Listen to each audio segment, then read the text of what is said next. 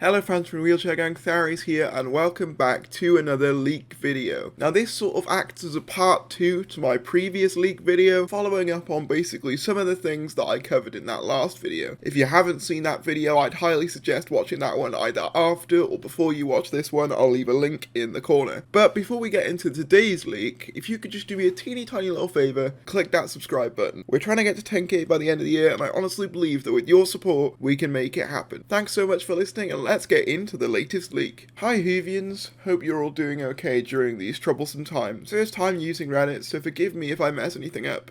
Okay, so ostensibly, what I'm here to do is clear up some of the misconceptions about them so-called leaks, which are not really true. Sorry that was vague. Allow me to elaborate. Jodie Whittaker's departure as the Doctor is at this point uncertain, but highly likely. She's been offered quite a few things away from the show that could lift her to the kind of position that Doctor Who can't really. Also, she is keen to adhere to the 3-year rule. On the other hand, Chris is trying to woo her to stay on throughout the rest of his tenure. Alas though, writing on the finale has begun, and even Chibnall is expecting a departure. One thing the other poster got right is that Chibnall shall be sticking out through the 60th to Series 15, or whichever comes last. He currently has a contract for 5 seasons of Doctor Who, including Series 11 and 12, with him planning to wrap up all his arcs in Series 15 or the 60th. The BBC are very keen to have Doctor Who broadcast annually, and are putting pressure on Chibnall to release Series 14 by the end of 2022. Now this would make, I think, the quick turnaround between Series 12 and 13 make a bit more sense, because I always found it strange that Series 11 and 12 had a big gap, but Series 12 and 13 didn't. So I'm assuming that the reason there isn't as big of a gap could be down to BBC pressure. This is because they think part of the reason for the drop between Series 11 and 12 was due to the time change, as well as overall weaker promo material. To aid this, the BBC have agreed to continue running shorter 8-episode series until then. Now,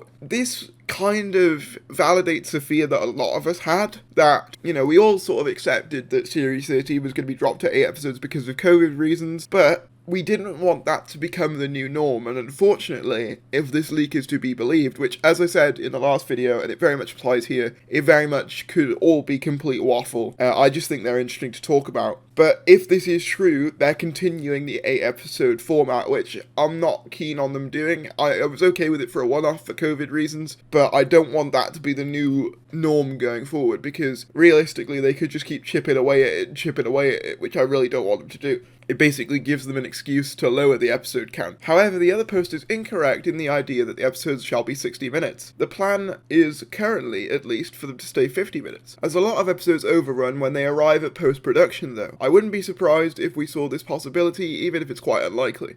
The whole series consisting of 2-parters is also totally inaccurate. The finale could be seen as a 2-parter depending on your perspective, also depending on how Chibnall writes it. He's on his first draft stage. But the rest of the season will follow the recent trend of single-part episodes. Now that's a shame, because that's kind of something that I was sort of liking about the previous league, was the 2-part thing. Agreeing with the other post, Mandip shall indeed be leaving at the end of the series, along with probably Jodie. As for John Bishop's Dan, it is uncertain in regards to whether or not he will feature in Series 14. However, as we are expecting a new incarnation, Chibnall wants to keep a bit of continuity in his era between Doctors, so he really wants Bishop to carry on. Unfortunately, Bishop might be doing a comedy tour next year, we'll see, but all of this has to be worked out pretty soon as the finale goes into production in about 2 months. Currently, Chibnall is considering actresses for the 14th Doctor. Now notice how it says actresses, so if this is to be believed, we will be getting another female Doctor. The current candidates include several non-white individuals, however none of them have yet been approached to my knowledge, as Jodie's departure is still kind of up in the air. However, he is interested in actresses who will contrast Jodie's joyful energy with something perhaps a little bit more intense. Not like Capaldi,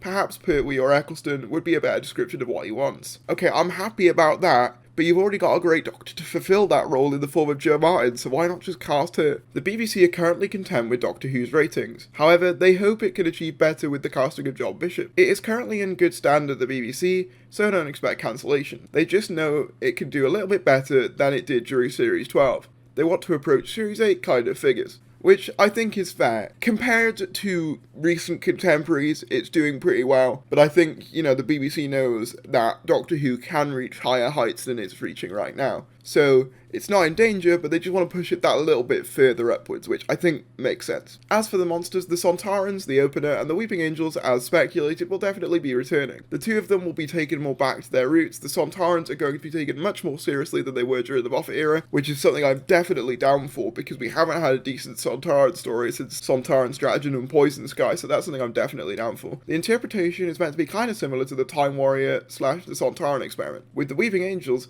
Chibnall is keen to restore more of the mystery to them, with a presence more akin to Blink than, say, Angels Take Manhattan.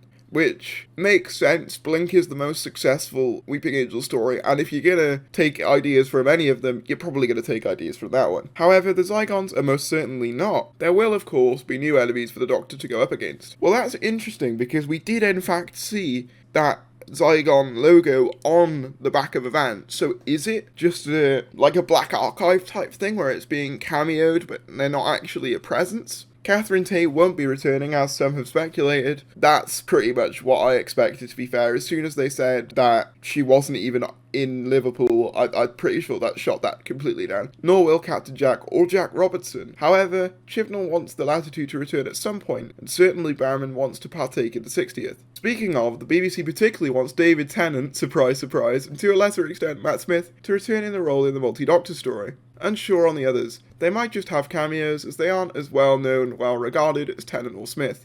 I mean, I don't really agree with the sentiment that the other Doctors aren't as well regarded as Tennant or Smith, because obviously Tom Baker's getting on, but he's like the most iconic Doctor ever, and even Doctors like Sylvester McCoy, who may not have been as popular on their debuts, you know, season 24 got trending when that Blu-ray was announced, so I don't think that they're not as well regarded at all, in my opinion, but that's besides the point. And it's kind of sad that the BBC thinks that the only two that are well regarded are Tennant and Smith, although I am glad to hear Smith get a mention, because I've really been worried that it'll just be 10 and 13.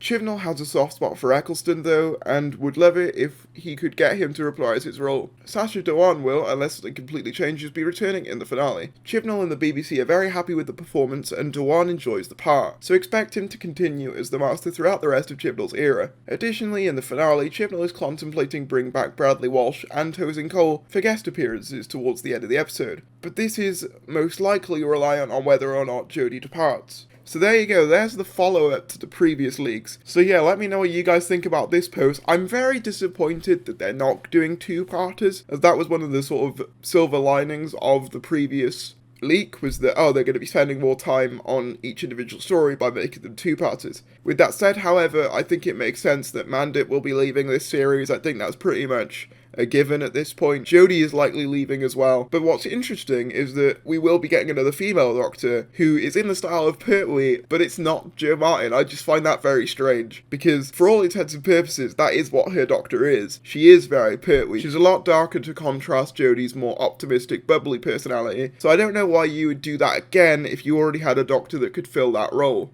But as I said, let me know what you guys think about these leaks. Comment down below your thoughts and subscribe if you're new. Thank you for watching, and I will see you later.